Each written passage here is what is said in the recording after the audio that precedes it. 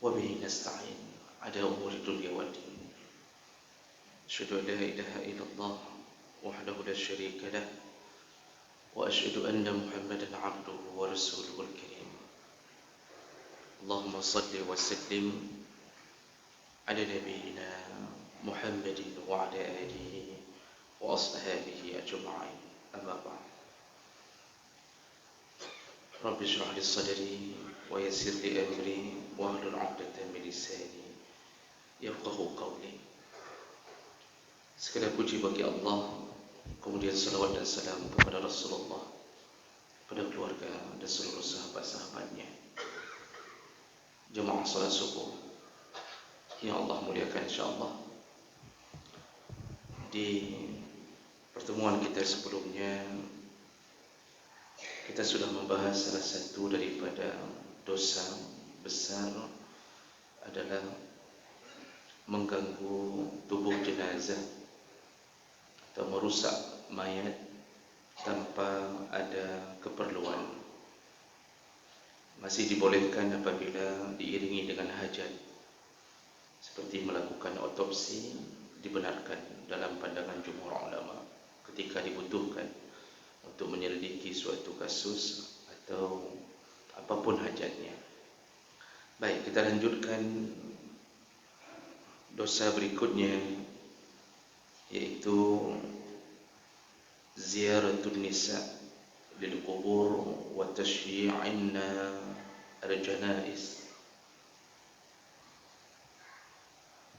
Dosa ketika perempuan menziarahi kubur dan mengikuti jenazah. Ini perlu penjelasan yang lebih detail tentang masalah ini. Jemaah melakukan Allah Subhanahu wa taala, ada beberapa perkara yang menyangkut tentang urusan perempuan dan kuburan atau seputar orang meninggal. Yang pertama, tentang bagaimana hukumnya perempuan mensalatkan jenazah. Pada suatu kesempatan, ketika saya menghadiri salah satu prosesi salat jenazah di satu masjid di sekitaran kita, ketika jenazah sudah dihadirkan dan laki-laki sudah mengatur saf, perempuan masih ada yang berwudu di belakang. Lalu kemudian imam salat mengatakan, kita tunggu sebentar, perempuan lagi berwudu. Nah, kebetulan salah seorang yang berdiri tepat di samping saya mengatakan, tidak perlu tunggu, salat jenazahnya perempuan tidak bermanfaat dan tidak sah. Nah, perkataan ini kadang-kadang sering kita dengarkan dari mulut ke mulut, yang seakan-akan ingin mengatakan perempuan tidak sah dan tidak perlu salat jenazah. Sehingga banyak kejadian di kampung-kampung dengan kadang-kadang dengan keangkuhan seorang imam mengatakan, urinang kenapa ya sembahyang jenazah tadi, perempuan enggak perlu salat jenazah. Nah, Bapak Ibu melakukan Allah, benarkah bahwa perempuan tidak sah salat jenazahnya? Benarkah perempuan tidak dianggap dalam salat jenazah? Jawab melakukan Allah. Yang perlu kita ketahui lebih dahulu bahawa tidak ada satu dalil pun yang mengharamkan perempuan salat jenazah. Tidak ada. Dan kalau mau lebih detail tentang bolehkah perempuan salat jenazah, maka para ulama menyebutkan kebolehannya, dibolehkan, dan salatnya sah, bahkan berdasarkan beberapa dalil. Di antaranya, isteri-isteri Nabi SAW itu pernah mensalatkan jenazah Sa'ad bin Abi Waqqas. Kita tahu Sa'ad bin Abi Waqqas termasuk salah satu sahabat yang panjang umurnya. dan beliau meninggal ketika isteri-isteri Nabi masih ada, walaupun Rasulullah telah tiada. Ketika Sa'ad meninggal, Aisyah radhiyallahu anha menceritakan dalam hadis riwayat Muslim, "Lamma tuwaffa Sa'ad bin Abi Waqqas, arsala azwajun Nabi sallallahu alaihi wasallam ayamurru bi janazatihi fil masjid fayusallina alaihi fafa'alu." Aisyah menceritakan ketika Sa'ad bin Abi Waqqas meninggal dunia, isteri-isteri Nabi sallallahu alaihi wasallam meminta kepada sahabat untuk membawa jenazah Sa'ad ke masjid Nabi agar isteri-isteri Nabi bisa mensolatkannya. Dan sahabat pun membawa jenazah Sa'ad ke masjid, maka mereka solat dan isteri Nabi pun ikut bergabung solat bersama mereka. Ini dalil tentang bahawa isteri Nabi ikut solat bersama sahabat untuk mensolatkan jenazah Sa'ad bin Abi Waqqas. Kemudian dalil yang kedua, ketika Rasulullah menyebutkan fadilah orang yang menghadiri jenazah, menghadiri solat jenazah dan ikut ke tempat perkuburan, pengubumian, Rasulullah sallallahu alaihi wasallam menyebutkan, "Man syahidal janazah hatta yusalli 'alaiha falahu qirat." Barang siapa yang sempat mensolatkan jenazah, maka dia mendapatkan pahala dari Allah satu qirat. Wa man syahida hatta tudfan kana lahu qiratain. Barang siapa yang setelah salat ikut mengemumikannya, artinya ikut ke proses penguburan, maka dia mendapatkan dua qirat. Qila wa mal qiratain, ya Rasulullah, apa yang kau maksud dengan dua qirat? Qal mislul jabalain al-'azimain. Dua qirat itu pahalanya sama seperti dua gunung yang besar. Nah, para ulama mengatakan tidak disebutkan di sini bahawa salat jenazah hanya untuk laki-laki yang mendapatkan pahala satu qirat. Tapi disebutkan siapapun yang salat jenazah maka dapat pahala satu qirat. Dan ini berlaku bagi laki-laki dan perempuan. Ini hadis riwayat Bukhari Muslim. Kalau seandainya ini adalah sebuah ketetapan hanya bagi laki-laki, sungguh Rasulullah menyebutkannya bahawa laki-laki yang mensalatkan jenazah akan dapat begini dan begini. Tapi tidak. Rasulullah menyebutkan siapapun yang mensalatkan jenazah dapat pahala satu qirat. Nah, jadi ini dalil kedua bahawa adanya kebolehan perempuan salat jenazah. Dalam kitab mazhab Syafi'i, kadang-kadang orang yang mengatakan tidak sah itu perlu kita jawab dengan mazhab Syafi'i. Karena kalau kita jawab dengan mazhab lain, kadang-kadang tidak tidak dipatis, karena dia memang seakan-akan dia mendengarkan dari hanya mau mendengarkan dari mazhab kita saja, dari mazhab yang beredar di kita. Apa kata mazhab Syafi'i diwakili oleh Imam Nawawi dalam kitab Majmu' Syarah Muhazzab? Imam Nawawi menyebutkan, "Lau amma an-nisa fa in kunna ma'a rijal, sallaina muqtadiyati bi imami rijal." Seandainya ada perempuan-perempuan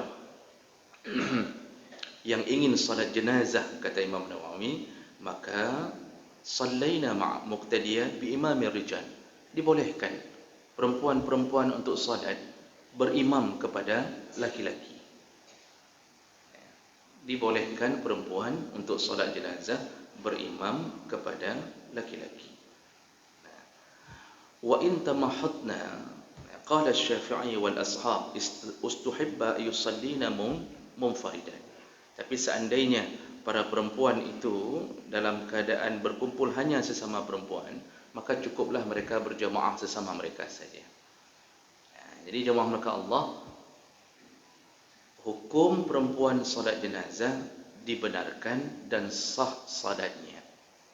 Jadi kalau mendengarkan sekali lagi ada orang yang dalam tanda kutip sok tahu, seakan-akan perempuan tidak sah salatnya. Jadi begitu yang saya herankan, begitu remannya mengatakan seakan-akan perempuan tidak berharga sama sekali.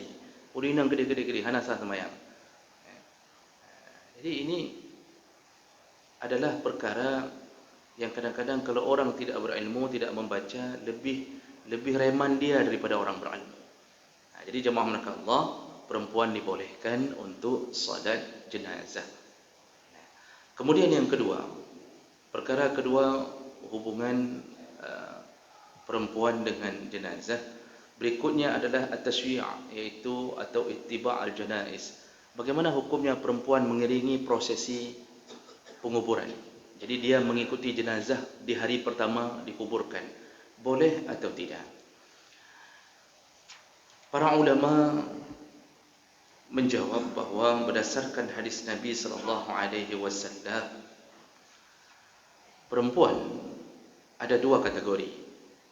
Kategori pertama iaitu perempuan yang terbawa perasaan, tipe-tipe mudah pingsan, tipe suka berteriak, tipe suka meratap.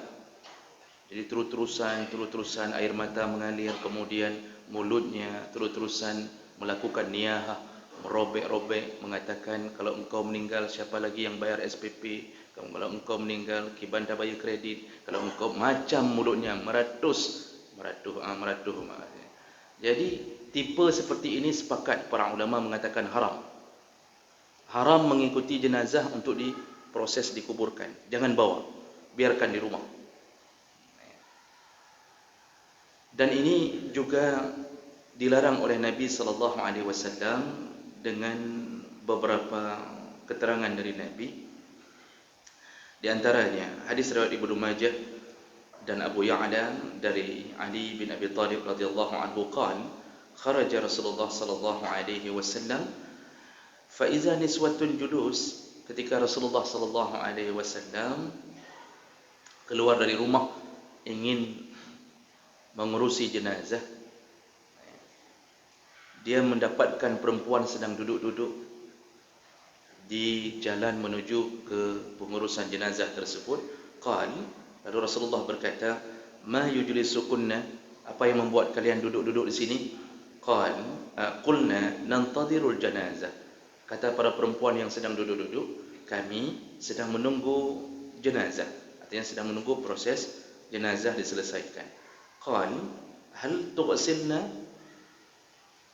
Lalu Nabi bertanya, kalian ikut dalam urusan memandikan jenazah ini? Qulna la, tidak. Jadi mereka bukan kelompok yang memandikan jenazah. Hal tahmilna? Qulna la. Lalu Rasulullah bertanya, kalian termasuk orang yang akan mengantarkan jenazah, mengusung jenazah maksudnya? Qulna la, tidak. Lalu Rasulullah berkata, hal tudlina fi man yudla? Qulna la. Lalu Rasulullah mengatakan, apakah kalian jadi nanti ikut menurunkan jenazah ke dalam lubang? Mereka juga mengatakan tidak. Farja'na ma'zurat ghaira ma'jurat. Kalian itu sebenarnya tidak boleh berada di sini, kata Rasulullah. Pulanglah, karena kalian tidak mendapatkan pahala dengan urusan seperti ini. Jadi jemaah melakukan Allah, hadis ini kata para ulama mengisyaratkan bahawa kelompok perempuan pertama yang Nabi sebutkan di sini adalah kelompok-kelompok di awal keislaman yang hatinya masih lemah, sehingga Nabi melarang untuk mengikuti prosesi sampai ke kuburan, dikhawatirkan terjadi hal-hal yang tidak diinginkan. Jadi ini tipe perempuan yang model-model terbawa perasaan ini, sepakat ulama mengatakan haram untuk mengikuti jenazah karena dikhawatirkan dia pingsan. Jadi dalam proses menuju ke kuburan mengantar suami atau mengantar anak, itu sampai pingsan bangun, akhirnya dia yang dikuburkan. Jenazah bangun, kuburkan dia. Itu yang dikhawatirkan. Makanya itu tidak dibenarkan, lihat tipe. Tapi bagaimana dengan tipe yang kuat? Seorang perempuan salihah kuat, walaupun jenazah suaminya diantarkan, para ulama mengatakan dibolehkan tetapi dalam keadaan makruh. Yang kebolehan secara mutlak tidak ada pendapat tentang itu. Dibolehkan mengiringi jenazah di hari pengebumian, tapi keadaannya makruh bagi perempuan. Kenapa? Kemakruhan itu muncul karena dikhawatirkan terjadi. Karena perempuan rata-rata memang lemah lembut perasaan itu yang membuat dikhawatirkan terjadi. Jadi tetap dimakruhkan walaupun masih boleh untuk dilakukan bagi mereka yang kuat menahan perasaannya. Tapi kenyataannya banyak yang terjadi di sini, di rumah kuat. Ketika sudah sampai di area penguburan, sudah tidak kuat lagi. Pingsan berulang-ulang. Maka lebih baik perempuan duduk di rumah, tidak perlu mengiringi proses pengebumian. Apalagi ketika berkumpulnya dengan para lelaki, kadang-kadang tidak tahu mau berdiri di mana. Yang dulu kita jaga-jaga untuk tidak berikhtilat, jangan bercampur-campur laki-laki dan perempuan. Begitu di area kuburan, itu karena perempuan pun ikut, akhirnya terjadilah percampuran. Terjadi percampuran, bertumpuk-tumpuk laki-laki dan perempuan. Nah, jemaah melakukan Allah, di sini kemakruhan itu berlaku. Baik, jadi kalau begitu, mengiringi jenazah ke proses penguburan, para perempuan, kalau tipe pertama tadi diharamkan, tipe kedua yang kuat boleh, tapi dimakruhkan. Yang terakhir, tentang urusan bagaimana hukum perempuan kemudian suka atau pergi berziarah ke kuburan. Jemaah melakukan Allah, para ulama mengatakan bahawa kembali kepada seperti hukum mengiringi jenazah, kalau perempuan itu masuk ke tipe pertama tadi, tetap haram. Kapanpun, dimanapun. Ya, seorang perempuan asal sudah pergi ke ziarah ke kuburan suaminya yang meninggal mungkin beberapa bulan yang lalu, tetap dia di sana mengalami masalah. Meratap, menangis terlalu lama, menyesalinya. Ini perempuan seperti ini tetap haram. Kapanpun, dimanapun haram. Makanya, ini didasarkan hadis-hadis Nabi SAW. Di antaranya hadis riwayat Abu Dawud, Tirmizi dengan derajat yang hasan, dan Ibnu Hibban dalam Sahih Ibnu Hibban, an Ibnu Abbas anna Rasulullah sallallahu alaihi wasallam qala la'ana zairat al-qubur al-muttakhizina 'alayha al-masajid was-siraj. Rasulullah melaknat perempuan-perempuan yang menziarahi kubur dan orang-orang yang membuat masjid di atas kuburan dan membuat lampu-lampu atau menjadikan penerang di kuburan, menjadikan sebuah keadaan seakan-akan itu bukan lagi kuburan, dengan lampu, perhiasan dan macam-macam. Di sini disebutkan terlaknatlah perempuan-perempuan yang menziarahi kubur. Nah, ini masuk kategori pertama, yaitu ketika perempuan tersebut mengalami masalah dengan perasaannya. Maka ini berlaku kapanpun, tidak usah ziarah. Kita ini pun untuk mendoakan jenazah tidak perlu harus mendekat ke kuburan. Tapi bagi mereka yang memang tidak mampu menahan diri, berdoa di rumah, maka Allah sampaikan doa itu kepada yang kita inginkan. Jadi tidak perlu harus mendekat kuburan untuk mendoakan jenazah. Nah, kemudian jemaah melakukan Allah, bagaimana dengan keadaan tipe yang kedua? Bolehkah berziarah ke kuburan bagi seorang perempuan? Orangnya sudah kuat, tidak lagi menangis, tidak lagi terbawa perasaan. Para ulama terbagi 3 kelompok dalam masalah ini. Yang pertama, kelompok pertama, itu menyebutkan tetap haram berdasarkan hadis-hadis Nabi yang tadi. Jadi mengambil kesimpulan, Nabi menyebut keterlaknat itu berlaku kapanpun dan baik bagi perempuan yang tipe tadi atau yang tipe sanggup tahan, tetap haram. Dan ini pandangan dari Ibnu Taimiyah dan murid-muridnya Ibnu Qayyim Al-Jauzi mengatakan haram. Perempuan tetap haram menziarahi kuburan. Kemudian kelompok kedua mengatakan dibolehkan tetapi makruh perempuan menziarahi kuburan. Nah, ini dipegang oleh 4 mazhab jumhur ulama, mengatakan bahawa dibolehkan tetapi makruh. Nah, kenapa para ulama, jumhur ulama mengatakan hanya makruh? Karena ada beberapa hadis yang menyebutkan bahawa Rasulullah mengatakan, contoh dalam hadis an Ummi Atiyah, dari Ummu Atiyah qalat nuhina an ittiba'il janaiz wa lam ya'zam alaina. Kami ketika di masa Rasul tidak dilarang oleh Nabi untuk mengikuti jenazah, Di sini maksud mengikuti jenazah sampai selesai penguburan, besoknya datang lagi, kami dilarang. Walam ya'zam alaina. Tapi tidak Nabi, kami melihat Nabi tidak terlalu serius ketika melarang itu. Bahasa walam ya'zam alaina inilah diambil oleh para ulama mengatakan dilarang tetapi makruh, bukan sampai jatuh ke haram. Juga dengan beberapa dalil yang lain bahawa Aisyah ketika bertanya ke Nabi, "Ya Rasulullah, kalau kami mengunjungi kuburan, apa yang kami baca?" Dan Rasulullah mengajarkan doa untuk Aisyah ketika mengunjungi kuburan. Dalam hadis riwayat Bukhari Muslim, kata Rasulullah, "Ucapkanlah wahai Aisyah, assalamu ala ahli diyar minal mu'minin wal muslimin, wa yarhamullahu al-mustaqdimin minna wal mustaakhirin, wa inna insyaallah bikum lahiqun." Ini doa diajarkan ke Aisyah. Apa kata para ulama? Kalau seandainya ketika Aisyah bertanya, apa doa kami ucapkan ketika mengunjungi kubur? Kalau itu haram bagi perempuan yang kuat-kuat perasaan, sungguh Nabi tidak akan mengajarkan doa lagi. Nabi akan mengatakan jangan pergi, haram pergi, tidak boleh. Tapi ternyata Nabi mengajarkan doa untuk mengunjungi kuburan. Ini menunjukkan bahawa ada kebolehan bagi perempuan untuk mengunjungi kuburan selama mereka mampu menahan dirinya. Dan kelompok yang terakhir itu membolehkan dengan mutlak. Dibolehkan sama sekali boleh. Maksudnya kapan pun dimanapun boleh, dengan dalil bahawa Rasulullah sallallahu alaihi wasallam mengatakan kuntu nahaitukum an ziyaratil kubur. Wahai perempuan, dulu aku pernah melarangmu untuk ziarah kubur. Fal'an fazuruha. Sekarang ziarahlah.